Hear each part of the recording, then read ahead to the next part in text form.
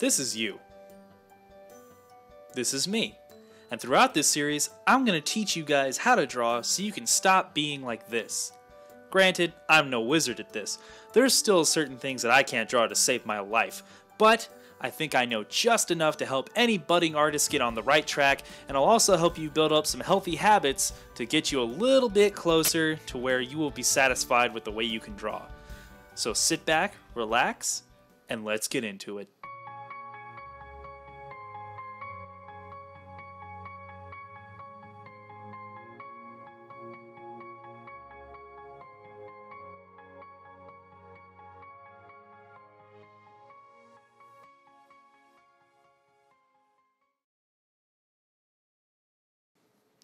Hey guys, what is going on? Welcome to episode 1 of my series of how to draw not badly. I hope you guys are as excited for this as I am. So basically, one of the most common things that I get out of anything of this nature is, well, dear Uncle Donald, as you warm your naked body by the fire, I don't know how to draw. How do you know how to draw? How do you draw? Well, this series is going to show you, so that way you don't have a reason to complain, and you guys can get started on building up your own drawing careers if you choose. So basically for this program here, I'm going to be using Photoshop CS6, but the techniques I'm going to teach you are not specific to any program. This is more foundation building for anything involving drawing, whether you're using pencil and paper or a computer. It's going to be about 70% like just completely applicable to any sort of medium or media, and the other 30% will be to Photoshop CS6. So it's a 70-30 ratio, which is not that bad. So let's go ahead and get started.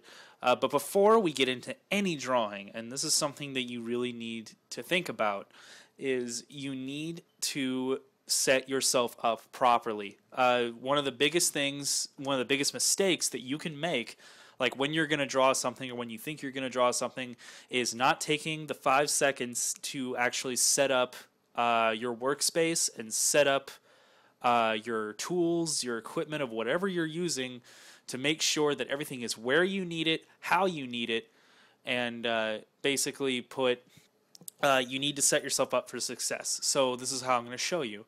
I'm doing it in Photoshop, as I said, but this can be done anywhere with pencil and paper even. So the first thing you want to do is your canvas. So for Photoshop, it's a little easier to get exactly what you want. On paper and pencil, you do have to do a little bit of measuring, but figure out what your purpose for this piece is.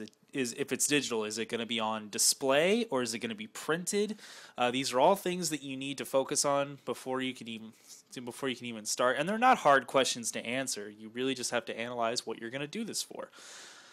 So in Photoshop, if you just go, sorry, you can't see the top of the bar because it's cut off from my screen resolution. I'm getting a new monitor soon. So you basically, up in the top corner, you'll go to File, and then you'll click New, and here, I'll do it again. All right, you just go to File, and then the first thing that you'll see is New. And then that'll bring up this dialog box, and you'll see these pixels, you'll see resolution, and you'll see what color mode it's in. So the way I like to roll is I like to keep it in a widescreen aspect ratio, and the easiest way to do that is to just switch from pixels to inches, okay, and then go 16 for the width, and 9 inches for the height, and 16 by 9 is a widescreen ratio. Next thing you want to focus on is the resolution down here, and just don't type in random numbers. I'm going to tell you the only 2 numbers that you're ever really going to need, and those are the numbers 72 or 300. And basically, the only difference between 72 and 300 is 72 is better for, say, if you were just going to put this on a website, or like YouTube, for example. If it's just going to be on a digital display, then 72 pixels per inch is just plenty. You're not going to need more than that. 300 pixels per inch is reserved for things like if you're going to print it, you're going to screen print it like on a t-shirt, or you're going to make a poster out of it. That is when you're going to want to bump it up to 300. So, and also pay attention to this too, because it will make your file size bigger, and that's also why 72 is better for digital display, because as you can see, 72 is significantly smaller, which will allow you to upload it to most websites. So let's say that for this I am going to print it because I usually do print things. So we're just going to do this for 300 pixels per inch, and we're going to hit OK. And as you can see right here, this whole thing is 16 by 9, and that's exactly what you want. So now that we have the canvas set up, that's good. And also, let's figure out like what you're going to be.